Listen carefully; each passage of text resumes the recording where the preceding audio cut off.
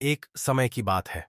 एक छोटे से राज्य के राजा थे जिनका नाम राजा वीरेंद्र था। वह न केवल अपने राज्य के सबसे शक्तिशाली व्यक्ति थे, बल्कि उनका शरीर भी इतना मसल से भरा हुआ था कि लोग उन्हें देखकर हैरान रह जाते थे। उनका हर अंग शक्ति से भरा हुआ था और उनके कड़े हाथों की मांसपेशियां जैसे किसी विशालकाय पर्वत की तरह उठती थीं। लेकिन एक रात अचानक एक अजनबी संदेश उनके पास आया।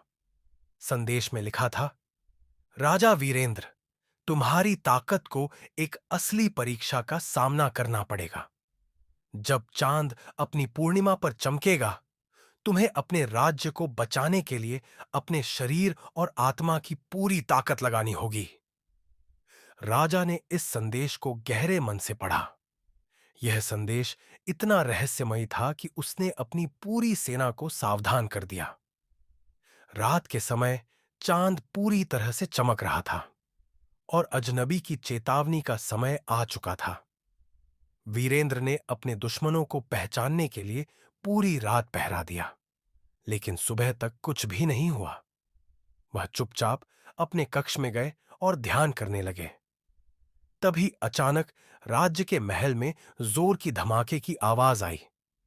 महल की दीवारें हिलने लगीं। बाहर देखा तो एक विशाल राक्षस का आकार सामने था। उसकी आंखों में आग थी और उसके शरीर पर लोहे की पट्टियां जड़ी हुई थीं।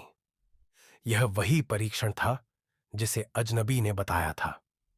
राजा वीरेंद्र ने अपनी पूरी ताकत से उस राक्षस से मुकाबला करने की कसम खाई।